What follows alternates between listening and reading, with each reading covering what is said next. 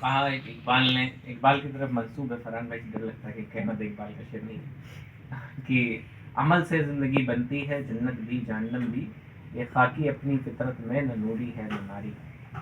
یعنی تکمیل ایمان ہو یا پھر آپ کے عمل کی مقبولیت ہو، یہ سب عمل پہ ہی موقوف ہے. یعنی صرف کتابی فلسفے بیان کر دینا، بہت گہرے گہرے نقطے بیان کر دینا، اس سے اصل میں زندگی کے مسائل حل نہیں ہوتے. نبی علیہ الصلوۃ والسلام سے بڑا کوئی حکمت جاننے والا اس روئے زمین پہ نہیں تشریف لایا. نبی علیہ الصلوۃ والسلام کی عقل کا عالم یہ کہ دنیا کا بڑا سے بڑا فلسفی نبی کے عقل کے کروڑویں حصے کے برابر بھی نہیں. لیکن نبی علیہ الصلوۃ والسلام جب گفتگو فرماتے تو نہایت سادہ انداز میں فرماتے، ہے نا. اہم ترین باتیں ہوتی تو نبی علیہ السلام 3 بار ارشاد فرماتے. آپ لوگوں نے حدیث پاک پڑھا ہے، نبی علیہ السلام قسم یاد کر کے نبی علیہ الصلوۃ والسلام نے ارشاد فرمایا واللہ لا یؤمن واللہ لا یؤمن. تو یہ نبی علیہ الصلوۃ والسلام کا طریقہ تھا، اور مقصد یہ ہوتا کہ دین اسلام کی جو تعلیمات ہیں وہ لوگوں تک پہنچ جائیں، آسان لب و لہجے میں پہنچ جائے. نہ مقصد یہ ہوتا کہ اپنا روب و داب دکھانے کی کوشش کی جاتی. اور یہی ہمارے بزرگوں کا بھی طریقہ رہا ہے. ہمارے بزرگ ایسے ہی گھروں میں بیٹھ کے محفل کیا کرتے، جہاں ماں و شما ہوتے، یعنی سننے والوں سے ڈائریکٹ رابطے ہوتے. اب تو سوشل میڈیا کا دور ہے، لوگ یوٹیوب پہ بھی تقریریں سن لیتے ہیں، لیکن جتنا زیادہ تقریروں کا دائرہ بڑا ہے، جتنی زیادہ ریچ ہماری بڑے علماء تک بڑھی ہے، یقینی طور پہ اتنا زیادہ ہمارے عمل میں گھٹوتری آئی ہے. آج آپ کوئی پڑوسی ملک کے شیخ الحدیث ہیں، ان کے بھی بیانات سن لیتے ہیں. کوئی بہت بڑے جید عالم ہیں جن کے لاکھوں کروڑوں مرید ہیں، ان کے بھی بیانات سن لیتے ہیں، لیکن وہ حقیقی طور پہ جو عمل کی دولت ہے ہم اس سے کوراش ہے نا. اور دوسروں کو کیا کہیں، سب سے بڑے بے عمل تو ہم ہی، کہ ہمیں عمل کی طرف آنا یہ نہایت اہم ہوتا ہے نا. ورنہ دنیا کے بہت سی قومیں ہیں جنہوں نے نہایت عظیم فلسفے بیان کیے ہیں، لیکن ہمارے نبی علیہ الصلوۃ والسلام کے ماننے والے صحابہ نے ایسا کچھ نہیں کیا. کہاں نبی سے محبت کرنی ہے تو کر کے دکھائی، کہ نبی جب وضو فرماتے تو وضو کا جو پانی ہوتا وہ بھی زمین پہ نہیں گرنے دیتے. نبی علیہ الصلوۃ والسلام نے کبھی لعاب دہن منہ سے نکالا ہے تو صحابہ اپنے چہروں پہ ملتے ہوئے آپ کو نظر آئیں گے. آپ پڑھیں اسلامی تاریخ کی کیسے کیسے جانثار نبی علیہ الصلوۃ والسلام کی تربیت نے پیدا کی. اور یہ دور ہے کہ کہا جاتا ہے ہم تو سب کچھ جاننے لگے ہیں، اور ہے بھی ایسا دور. نوجوان لڑکے ملتے ہیں، وہ کہتے ہیں ہم تو ڈائریکٹ قرآن حدیث پڑھ رہے ہیں، ہم سب یوٹیوب پہ فلانے شیخ صاحب کے ہم مرید ہیں، فلانے شیخ صاحب کی تقریریں سنتے ہیں. اور پھر نتیجہ یہ ہوتا ہے کہ انسان مسلمان اجتماعی طور پہ اگر بات کی جائے تو نہایت ہی بے راہ روی کا شکار ہے، نہایت طور پہ. یعنی ہمارے گھروں میں وہ نہ پہلے جیسا دین پہ عمل کرنے کا جذبہ رہ گیا، نہ وہ پہلے جیسا دین اسلام ہمارے گھروں میں رہ گیا. نہ ہم دین اسلام کی باریکیوں کو سمجھتے ہیں، نہ ہم یہ سمجھتے ہیں کہ ہمارے رب کی رضا کن چیزوں میں ہے، رب کی ناراضگی کن چیزوں میں ہے. ہم ان تمام چیزوں سے بہت اوپر اٹھ چکے ہیں، اور ہمیں یہ سب کا خیال نہیں ہم اپنی زندگی میں رکھتے کہ کون سے کام ہمارے رب کی ناراضگی والے ہیں، کون سی رضا والے ہیں. بس دنیا ہی دنیا چاروں طرف ہے. تو ایسے پرفتن ماحول میں نہایت طور پہ علم سے زیادہ عمل کی ضرورت ہے. لیکن علم جو ہوتا ہے وہ پہلی سیڑھی ہے، علم حاصل کرنا، اچھی باتیں سننا. اب کسی شخص نے اچھی باتیں سنی ہی نہیں ہے تو پھر اچھی باتوں پہ عمل کیسے کرے؟ ہاں، لیکن اس کے ساتھ ساتھ ہمیں یہ بھی سمجھنا چاہیے کہ علماء کی صحبت، نیک لوگوں کے ساتھ بیٹھنا، یہ بہت امپورٹنٹ ہوتا ہے. جیسے آپ سب نیک ہیں تو ہم آپ کے ساتھ بیٹھے ہیں تو اس کی برکتیں حاصل ہوتی ہیں، ہے نا. یعنی ایسا نہیں کہ آپ علماء کو صرف موبائل پہ سن رہے ہیں یا پھر تقریریں سن لی یوٹیوب پہ. نہیں، جب آپ بڑوں کے ساتھ بیٹھیں گے، علماء کے ساتھ بیٹھیں گے، نیک لوگوں کے ساتھ بیٹھیں گے، اگرچہ عالم دین نہ ہو، نیک لوگوں کے ساتھ بیٹھیں گے تو اس کی جو برکتیں ہیں. اب اس زمانے میں جو فزیکلی طور پہ جو ایک دوسرے سے ہم لوگ ملتے تھے، یعنی وہ تھوڑا کم ہو گیا. علماء سے بھی اب فون پہ رابطے ہوتے ہیں، تو اہمیت بھی دھیرے دھیرے علم کی گر جاتی ہے. تو نتیجہ یہ ہوا کہ ہم عملی طور پہ بے راہ روی کا شکار ہو گئے. یعنی عملی طور پہ اب عمل اتنا زیادہ ہمارے اندر نظر نہیں آتا. یہ ایک حقیقت ہے اور تلخ حقیقت ہے جسے ہمیں ماننا چاہیے، ہے نا. بڑوں کے ساتھ بیٹھنے اٹھنے سے بہت ساری فضیلتیں حاصل ہوتی ہیں، اور اسی لیے ہمیں نیک لوگوں سے ملنا جلنا چاہیے، ان کے پاس بیٹھنا چاہیے. جب خالی وقت ہو، فارغ وقت ہو تو علماء اکرام کے پاس خود ایسے ہی بلا وجہ پہنچ جانا چاہیے. اور محفلوں میں تو محفل ہے، محفل کا تو ایک دستور ہے کہ نیال بھائی نے بلا لیا، یہ قرات کریں گے یا نعت کریں گے اور ہم تقریر کریں گے. باقی آپ کی زندگی میں کیا چل رہا ہے، ہمیں ہماری زندگی میں کیا چل رہا ہے, ہم آپ میں کون سی تبدیلی. اب ظاہر سی بات ہے کہ ہر مقرر اتنا باریک بھی تو نہیں ہوتا. ہمارے جیسے سطحی طور کے مقرر ہوتے ہیں, وہ ایسے بیان کرتے ہیں. وہ کہا کسی فلسفی نے, سخت بات ہے تھوڑی لیکن سمجھنے والی بات ہے, کہ ہمارے اسٹیجوں پہ یا تو آسمان سے اوپر کی بات ہوتی ہے یا تو زمین کے نیچے کی بات ہوتی ہے. ہمیں زمین کے اوپر کیسے زندگی گزارنی ہے بتا ہی نہیں کرتا. تو ہر انسان اتنا باریک بھی نہیں ہوتا. کوئی آپ کو جنت کی لالچ دے رہا ہوتا ہے, کوئی ڈرنا بھی چاہیے, جنت کا حریص ہونا چاہیے, اور جہنم سے ڈرا رہا ہوتا ہے, قبر کے عذاب سے ڈرا رہا ہوتا ہے. لیکن یہ جنت, جہنم, قبر کا عذاب, قبر کی خوش کرنے والی چیزیں ہیں, وہ ساری چیزیں ایک ہی چیز پر ڈیپینڈ ہیں جنہیں اعمال, عقیدہ اور عمل کہتے ہیں. پہلی بات کہ ہمارا عقیدہ درست ہونا چاہیے, اور دوسری بات ہمارے اعمال صحیح ہونے چاہیے. عقیدے سے مراد کہ ہم اللہ رسول کے بارے میں کیا سوچتے ہیں, کیسا عقیدہ رکھتے ہیں. جیسے بتا دے, جیسے اللہ رسول, دین اسلام نے عقیدہ کو آسان کر دے تو اسے نظریہ کہتے ہیں. نظریہ مطلب جیسے ہم عام طور پہ آپ کو سمجھنے کے لیے بتائیں, جیسے نہال بھائی کے بارے میں یہ ہم جیسے فرحان بھائی, تو فرحان بھائی کے بارے میں ہمارا یہ نظریہ کھانے کے بہت شوقین ہے نا. رحمت بھائی ہیں, رحمت بھائی کے بارے میں یہ نظریہ ہے کہ نیک آدمی ہے, نہایت پرہیزگار آدمی ہے نا. آصف بھائی نہایت اچھے آدمی, سب لوگ اچھے آدمی ہے نا. فرحان بھائی بھی اچھے ہی ہیں لیکن کھانے کے شوقین ہیں. اسے کہتے ہیں نظریہ. اب تھوڑا اسے اعلیٰ کرائٹیریا میں دیکھیے, یعنی کوئی مثال نہیں, کوئی میل ملاپ بھی نہیں. اب ہم اللہ کے بارے میں کیا عقیدہ رکھیں؟ اللہ ایک ہے, اس کا کوئی شریک نہیں ہے, وہ ہر عیب سے پاک ہے, کسی بھی طرح سے اس کے لیے کوئی نقص اور عیب ثابت نہیں کیا جا سکتا.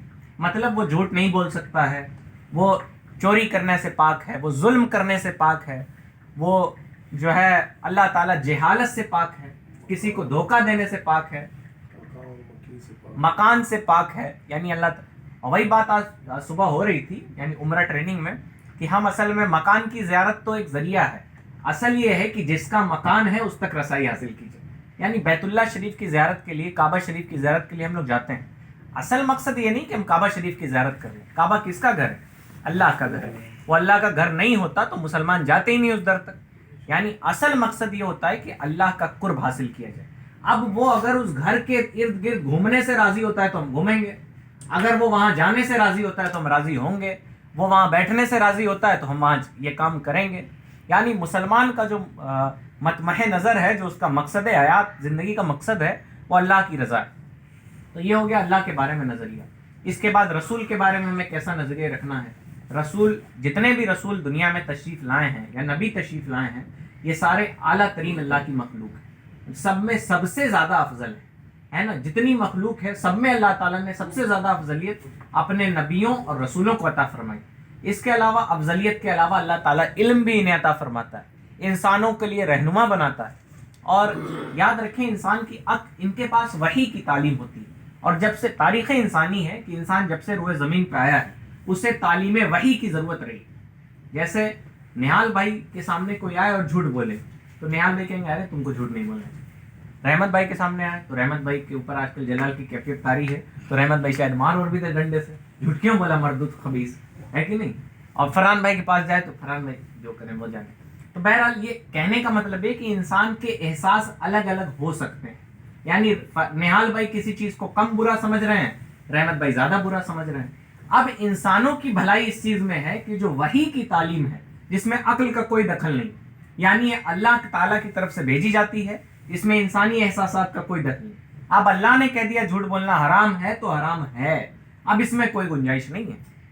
تو نبی جو ہوتے ہیں وہ وحی کی تعلیم لے کے آتے ہیں, اور انسانوں اور انسانیت کی اہم ترین ضرورت ہے وحی کی تعلیم, ہے نا. انسان اپنی عقل سے اگر کوئی قانون گڑھتا ہے تو کچھ دنوں کے بعد اسے اس میں امینڈمنٹ کرنا پڑتا ہے نا. کسی محاذ پہ جا کے وہ اس کا قانون فیل ہو جاتا ہے. نتیجہ یہی ہوتا ہے, دنیا والوں نے گڑھا ہوا ہے. سائنس بھی مطلب چینج ہوتی رہتی ہے, سائنس بھی چینج ہوتی رہتی ہے, ان کے نظریات بدلتے رہتے ہیں, لیکن وحی کی تعلیم میں کوئی, آپ نے قرآن مجید پڑھتے ہیں لا ریب فیہ, اس میں کوئی شک کا مقام نہیں ہے. اور وہ کیا ہے کہ اللہ کے وعدے اور وعیدیں تبدیل نہیں ہوتے. قرآن مجید کی ایک آیت ہے کہ اللہ کے جو وعدے ہیں وہ تبدیل نہیں ہوتے, اس میں کوئی تبدیلی نہیں ہوتی. تو یاد رکھیں یہ ہماری اہم ترین ضرورت ہے, اور انسان جب تک وحی کی تعلیم کی جستجو میں تھا تب تک کامیاب ہے نا. آج کے معاشرے کو آپ دیکھیں उसे सक्सेसफुल मुआशरा नहीं कह सकते। जैसे हमारे घर के मर्द हजरात हैं, वो लगे हुए हैं कमाई धमाई में, ठीक है, लेकिन जो इंसानियत का जज्बा था, जो एक दूसरे की मदद का जज्बा था, वो उठ चुका है। इंसान एक दूसरे को नीचा दिखाना चाहता है, एक दूसरे को खींचना चाहता है। आप इंसान छोड़ें, घर घर में लोग परेशान हैं, बाप के बेटे से ताल्लुकात अच्छे नहीं हैं, मियाँ बीवी के ताल्लुकात अच्छे नहीं हैं, बच्चों के बाप से ताल्लुकात अच्छे नहीं, ये सब हो रहा है घर में। क्यों? वही की तालीम से दूरी के नताइज। इंसान जब तक वही की तालीम की जुस्तजू में था, वो आला तरीन लोग थे। हजरत सुहैब रूमी रूम से तशरीफ लाए वही की तालीम की जुस्तजू में। हजरत सलमान फारसी फारस से तशरीफ लाए, हजरत बिलाल हबशी हबशा से तशरीफ लाए। ये आला तरीन लोग हैं। दुनिया का बड़ा से बड़ा वली हो, इनके पाँव की धूल के बराबर भी नहीं हो सकता। क्यों? वही की तालीम को जानना और उस पर अमल करना। और खुद नबी अलैहिस्सलातु वस्सलाम जो साहिबे वही हैं, उनकी तरबियत ने इन्हें इस आला मकाम पे पहुंचाया, है ना। और आज भी अल्लाह वालों की बातें अलग ही होती हैं दुनिया से, जो यानी वही की तालीम पे अमल करते हैं। तो जैसे हम अपनी दुनिया लगाते हैं, मेरी गुजारिश भी आपसे है कि जैसे शिराज भाई हैं, रूमी भाई हैं, आप सब लोग पढ़ने लिखने वाले लोग हैं, आपको चाहिए कि कहीं ना कहीं हमें कुरान मजीद के असल माने और मफाहीम को उलमा की मदद से समझने की कोशिश करनी चाहिए। इसी तरह हदीस पाक, छोटी छोटी बातें, नबी अलैहिस्सलातु वस्सलाम की जो हदीस पाक है नया शॉर्ट होती थी, वो कहा जाता है, अरबी में एक मकूला है, खैरुल कलाम मा कल्ला व दल्ला, यानी बेहतरीन बात वो है जो छोटी हो और बड़ी दलील से भरी हुई है ना, यानी असर कर जाए इंसान के उसमें, है ना।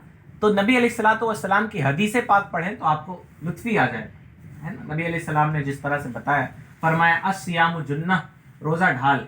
अब दुनिया वाले कहते रहे कि रोज़ा बीमारी की वजह हो सकती है, रोज़ा ये हो ना, नबी ने कह दिया रोज़ा ढाल है, दुनिया में भी तुम्हारे लिए ढाल है और आखिरत में भी ढाल है। आज बताती है दुनिया की साइंसें बताती हैं कि हमें भूखा रहने के क्या क्या फवायद, दीन इस्लाम ने कितने पहले बता दिए, है ना। दुनिया खाने के पीछे भाग रही थी, दीन इस्लाम भूख की फजीलत बताता है ना।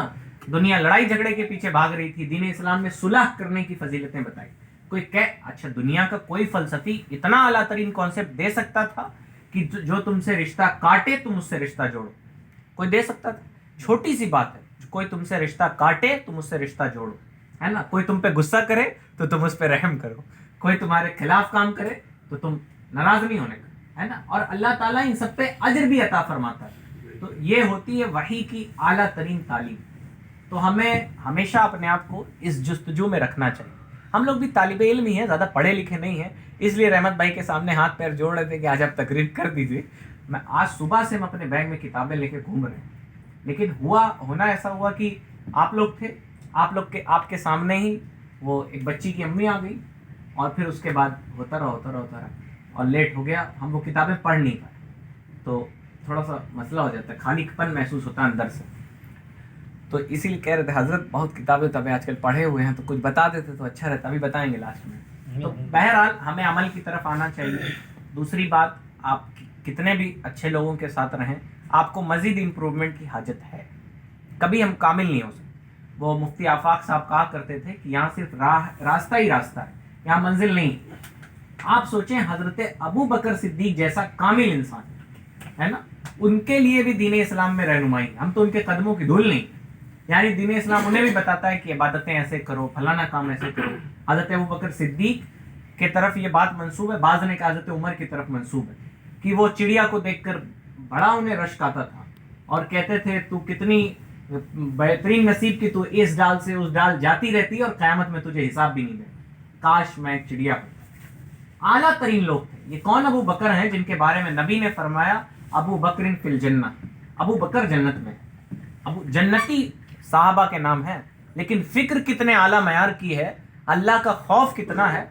आज तो यहाँ मौलाना हो जाए तो जन्नत के खुद जन्नती छोड़िए, दूसरों को जन्नती बनाते फिरते हैं, है ना। पीर साहब लोग तो बताते हैं कि नमाज मत पढ़ो, कोई मसला ही नहीं, सर्टिफिकेट बांट देते हैं, है ना। तो कहने का मतलब ये कि दीन इस्लाम निहायत हसास चीज़ है ना, समझने वालों की चीज़ है।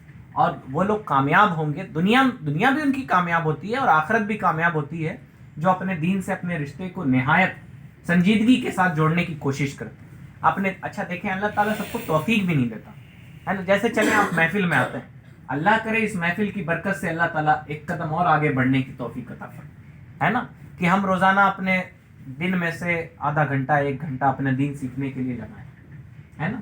ہم اللہ کا خوف سیکھیں, پریکٹیکلی طور پہ نمازیں سیکھیں, پہلے تو ظاہری اعمال درست کریں, پھر اللہ سے. ہم آپ کو بتائیں, یاسر بھائی کو آپ سب لوگ جانتے ہیں, آپ بھی جانتے ہیں یاسر بھائی.